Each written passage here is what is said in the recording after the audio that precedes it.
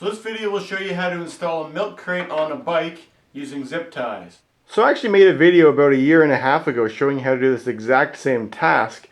But the difference was back then the way I did it was I used a piece of string for attaching this on. I just got a nice long, dollar store piece of nylon string and just coiled it all through there and just got it really, really tight, and it was really, really sturdy. And I've used that kind of method for attaching these on other bikes before, and they've really lasted really long, and I've really been happy with it.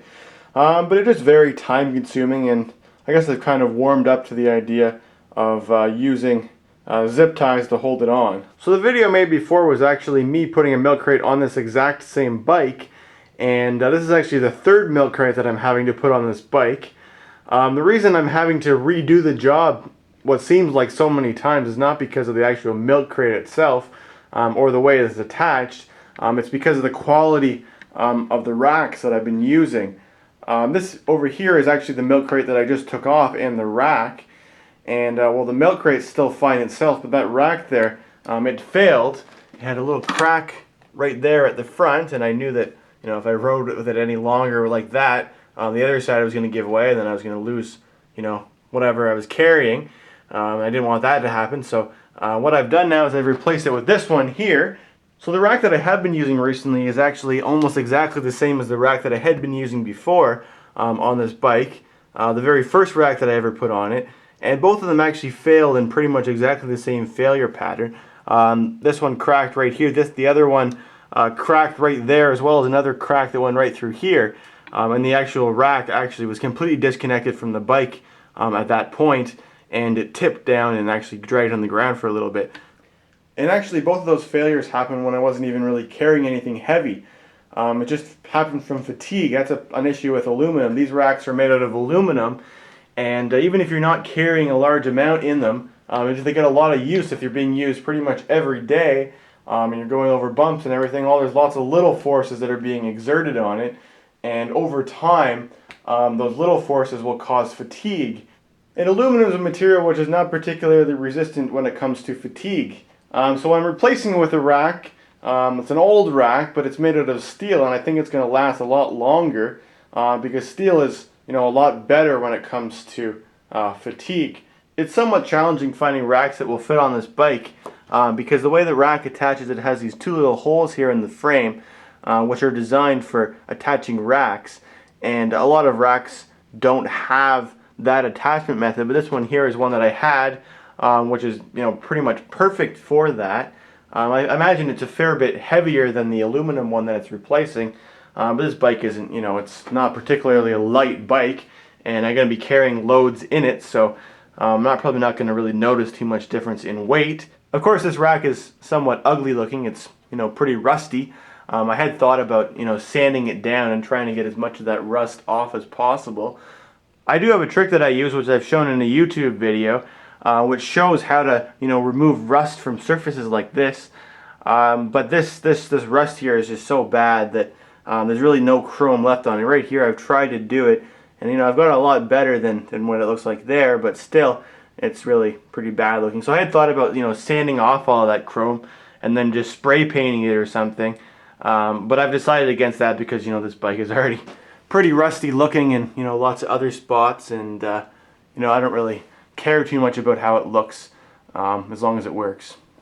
So you want to start off by getting your rack as centered as possible, and you do want to try and push your rack as far forward, as close to the seat as you can get it. You might want to sit on the seat and make sure that there's no interference from your legs touching the basket itself, but getting it far forward is pretty important because you don't really want it to be dangling out here at the back and not putting the pressure from the weight of the crate onto the actual rack itself. So just push it as far forward as you can get it, and then you want to try and center it as best you can. So in the bottom of the crate you've got this plastic mesh, which is pretty much a perfect grid, which you can use.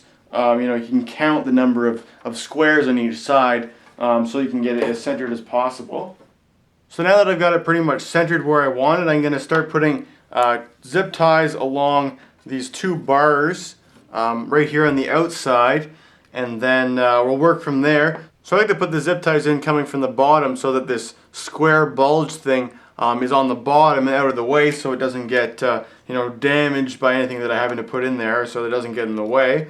So I'm just going to put it in there like that from the bottom, and then tuck one down, and then pull it tight. You don't have to worry about getting it too tight yet. We're going to go through with pliers, and we're going to tighten them up with that later. So there's that one in. I'm just going to put all the ones in that go along this side first, then we'll move over to the other side. So I've got the other side in there now, and it's working pretty good so far. I tightened them up a little bit. As you can see, like this line where these are attached to in the plastic is not perfectly aligned with the metal bar there, and it's the same with down here. So the reason I put them so they were loose at the beginning was because I knew that I wanted to be offset from itself a little bit, but by tightening them up on both sides, you're sort of spreading like that middle section of mesh apart, and that's going to hold it there, nice and sturdily, even though they haven't lined up exactly perfect. So now I've done those outside rails there. It's pretty good. It's got some pretty good stability from side to side, along the bike. But now I need to do the other direction and get these bars down here.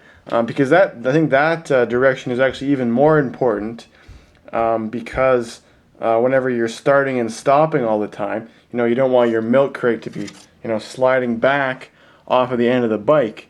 So I'm going to, put lots and lots of zip ties along those two. You can see that this bar right here, this little plastic strip, pretty much lines up perfectly with a metal bar there at the front. So I think every little gap in there I'm going to put a zip tie through and just get it nice and sturdy there, and then I'll put as many as I can on that bar back there, and then maybe I'll put a few along the center rails there just for some extra stability. And if I can manage to get any in there at the back, I will as well, but the back bar is actually kind of underneath the plastic, so I don't know how many I'm going to be able to do there. So I've got all the zip ties installed now that I'm going to use. I still have those two along the outside rows. I ended up not putting any down those middle two bars right there, but I have added some along this rail here, just 4. Should be enough there.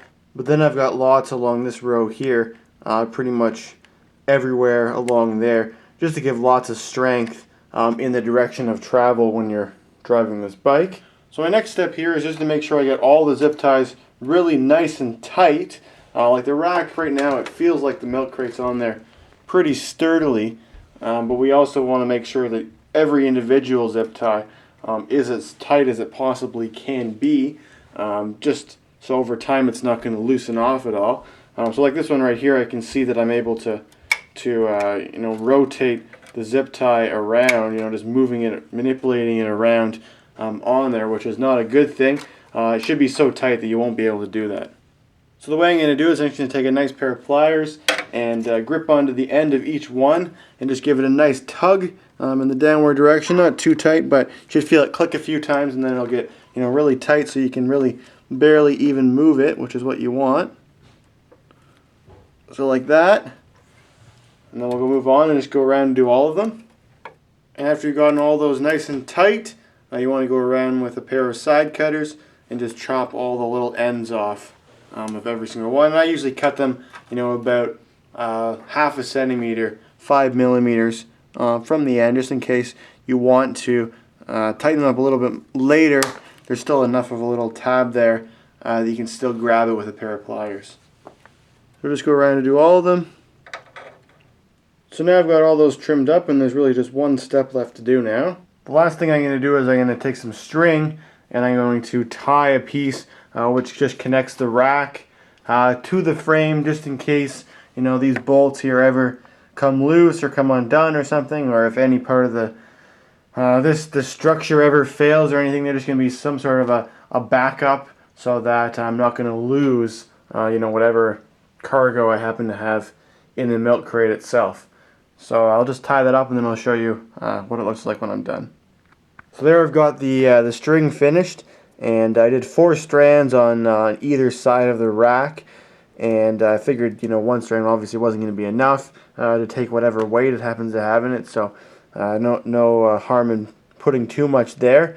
So there's 4 there. You don't have to worry about it, you know, being too tight or anything. Nice and loose like that, it'll be just fine. That's only there as a just in case. You know, if it fails, it's just going to be there, and those will get tight, obviously, and protect your milk crate from not falling off the back. So that concludes my tutorial showing how to install a milk crate onto a bicycle. I hope you found this video helpful. If you have any questions, let me know below, and thanks for watching.